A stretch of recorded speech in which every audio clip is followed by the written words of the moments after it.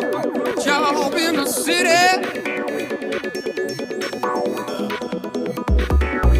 Waking for the man every night and day. And I never lost a minute of sleeping, worrying about the way things might have been. Big wheels keep on turning, round mirror keep on burning, rolling, rolling, rolling.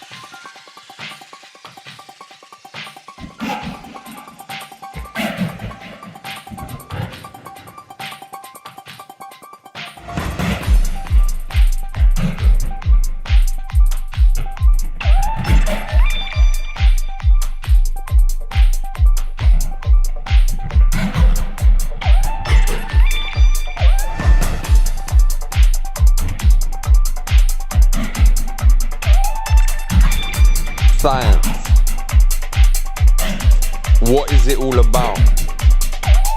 Technology. What is that all about? Is it good?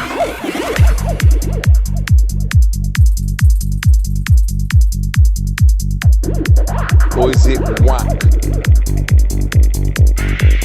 There's a bloke from where my hood stays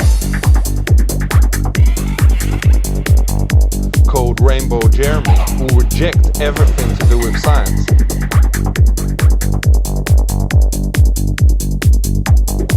He just chill at home. He smoke his own homegrown. And check this, he don't have a telly. And he don't have a telly. He lives in a house though. Yo. That house is a product of technology. No, he ain't got no technology in it. You can check out his website. He ain't got nothing itself. The house itself. Food. What? He eats food. As computers made our lives better. I don't think there's any question about it. Will computers ever be able to work out what 99999999999999999 multiplied by 9999999? Yo, I ain't finished. You don't know what I was saying. 99899999999. 0.889 9889 9999999 999.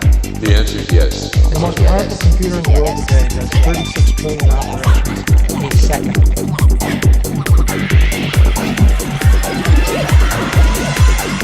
So would it be able to multiply 10, 10, 10, 10, 10, 10, 10, 10, 10, 10, 10, 10, 10, 10, 10, 10, 10, 10, 10, 10, 10, 10, 10? Multiply, you don't even know. 10, 10, 10, 10, 10, 11, 11, 11, 12.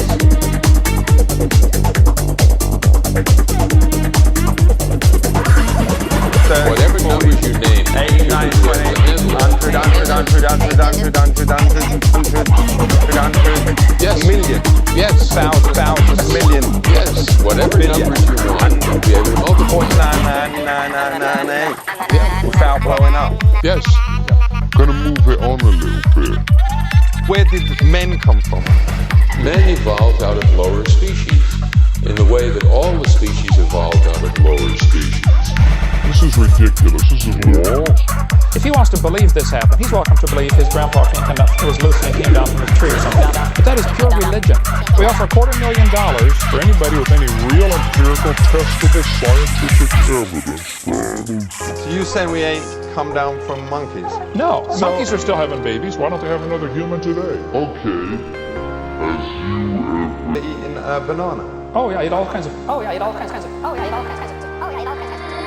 look up to the sky for some clarity.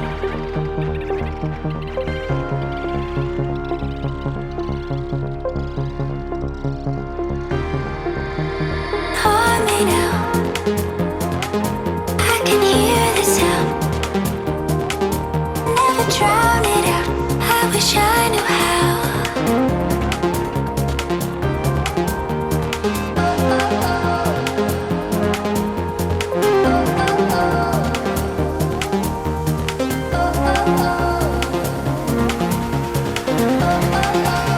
I eat a banana. That's proof.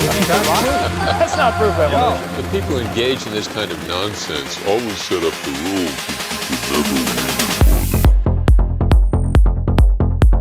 Now But the banana thing got him, innit? Yeah, well, He had to start going, oh, no. He started saying, Because you started going red when I said that. Think about like you thought, I got it. I don't say that thing.